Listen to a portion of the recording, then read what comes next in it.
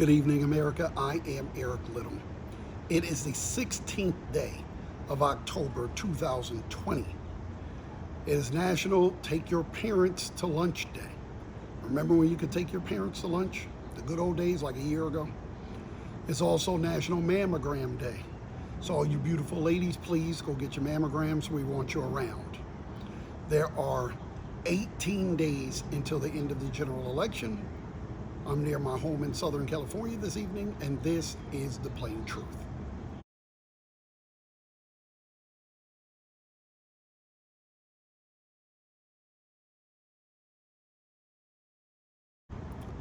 So, as I said in the open, it's October 16th, and I voted. I've already voted, and I'm guessing you know I didn't vote for Trump.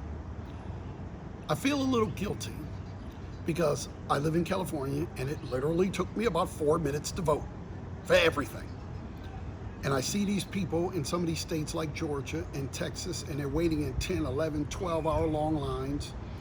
And I'm encouraged that they're willing to do that. I'm totally discouraged that they have to. As I said yesterday, this is why elections in off years are important. You have to vote for state house races. You have to vote for governor's races. The only way things are going to change is you have to change them at the state level. So I'm encouraged, especially in Texas, that they only need to turn over 9 seats to get control of that state legislature and put an end to these ridiculous lines, and one drop box in Harris County with 2.5 million people. It's obvious voter suppression, and I'm proud of people for overcoming it, but it shouldn't be that way. It's ridiculous. I just went from my house. It took me about 2 minutes to get to a drop box. It took me about 2 minutes to get home. It took me about 30 seconds to put it in the drop box. So 4 minutes and 30 seconds from leaving my house to back to my house. Anything other than that is ridiculous. It should not be hard to vote. But when you live in these Republican-led states, they know they can't win on the merits. So the voter suppression is all they have. There used to be a day where you argued your point, I argued my point, and then the voters went to the polls. Well, they've gotten so extreme on that side now that, the 70+% of Americans aren't going to agree with their point of view. They've shown it over and over. 70+% of the people don't want this Amy Coney Barrett nomination before the election. 70% of people are in favor of Roe versus Wade. And I could go on, but their views are not reflective in the United States, in America. And that's the only way they can win, is by cheating, by suppressing, by keeping people from getting to the polls. The thing I guess that bothers me the most is the cowardice of it. They leaked this tape from Ben Sasse today or yesterday. He's a Republican senator from Nebraska, and he's going on and on about Trump is a race-baiting, homophobe, big bigot who kisses the butts of dictators and all this stuff. If you haven't heard it, I'm sure it's somewhere on YouTube or whatever. But to do that behind closed doors, to me, doesn't show your Republican bona fide. It shows you're a coward. Why don't you say that in public? Why don't you stand up and say, look, I'm a Republican, I'm a conservative, but I'm not this.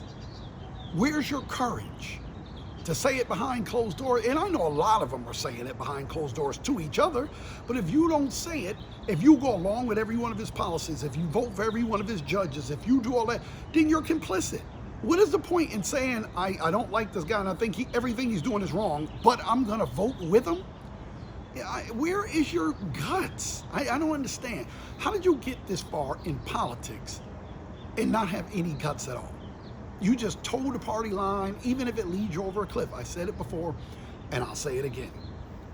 Anybody who thinks they're running for president, that is a senator now or is in the House of Representatives now, that you voted with Trump on all these issues, you voted to steal Supreme Court seats, you voted for all these different things, the kids in cages and all, if you think you're going to separate yourself from Trump after this, you're not. You're going to wear the scarlet tee for the rest of your life. Everything you ever run for, I don't care if it's dog catcher, we're going to tie you to Trump. You didn't want to listen when we tried to talk to you? Well, it's like the old mob movie, Goodfellas, when they told them to leave and they wouldn't leave, the bikers, and then they locked the door and said, now you can't leave.